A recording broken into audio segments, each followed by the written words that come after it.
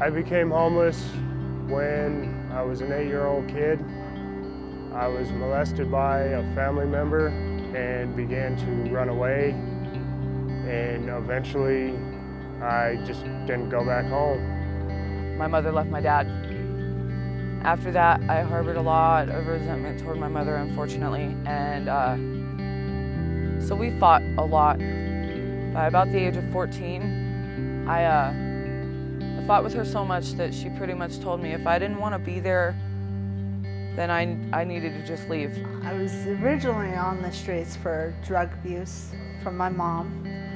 That started at the age of 9. When I was 18, homelessness affected my life again due to domestic violence with my first husband. I started staying down here in Denver, and I felt a lot better about my situation here than I did at home. To me, the hardest part about being on the streets as a kid was where my next meal was going to come from, where I was going to get clothes to keep warm during the winter. I've had to eat out of trash cans before, and it's hard. There was mornings that I would sleep underneath the bridge, wake up to pretty much a blizzard. People just treat you like you're a leper, like you're diseased. People didn't really want to acknowledge that I was around, even though I'm a human being as well. The first time I met Dry Bones was in June of 2005. I was hungry, and one of the kids I ran around with told me, well, I know a place we can go, and we can go shoot pool and have some drinks and fun, and they do a feeding afterwards. A friend of mine was like, hey, let's go to Dry Bones. I said, well, what is that? And she told me that it was a place for us to eat, go bowling, and to have fun for a day, a couple hours at least, so that way we could, escape from the reality that we actually had to deal with on a daily basis. And just the look on Robbie's face when he first saw me, I could tell he wasn't trying to judge me. Dry Bones not only looks at us, but they actually see us. They see who we are. They don't just see the dirt on our faces or the holes in our clothes. They see the real people that we are. Over the last 12, 13 years, Dry Bones has helped me and impacted my life by helping me with transportation, food, clothes if I needed it, and all around just friendly support when I felt like giving up. They've been there when I've needed to break down. They've been there when I'm happy. They've been there when I've just felt like I wanted to die.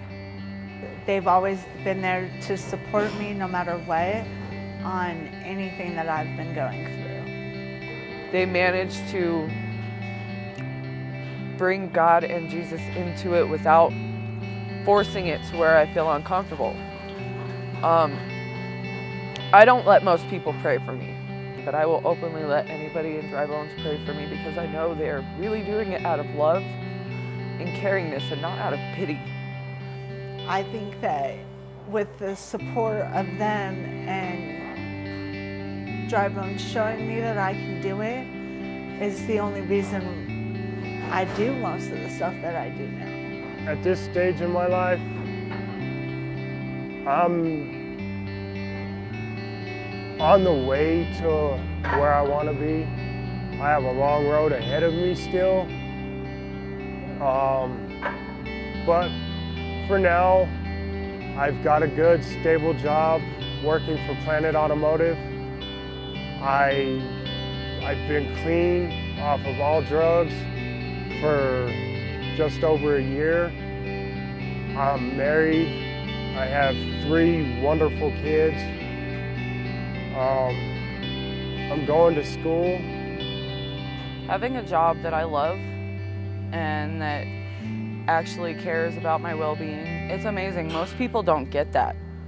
Working with Purple Door Coffee, I have money to get put gas in my tank to get to and from work. You know, I live comfortably. My daughter gets what she needs and sometimes things that she wants. I can actually say I have a safe place to go every night versus having to sleep outside. Where I work now is one of the great opportunities that I've gotten. I'm actually currently 5 months pregnant right now. I'm going to be going back to school after the baby's born. I'm working towards a car right now. I'm working towards my housing at this present moment in time. So I'm still far from perfect, but I don't think I would be anywhere near as far as I am without their support and their help. And I know it's going to be a long road to get to those, but I'll keep pushing forward and I'll be there one day.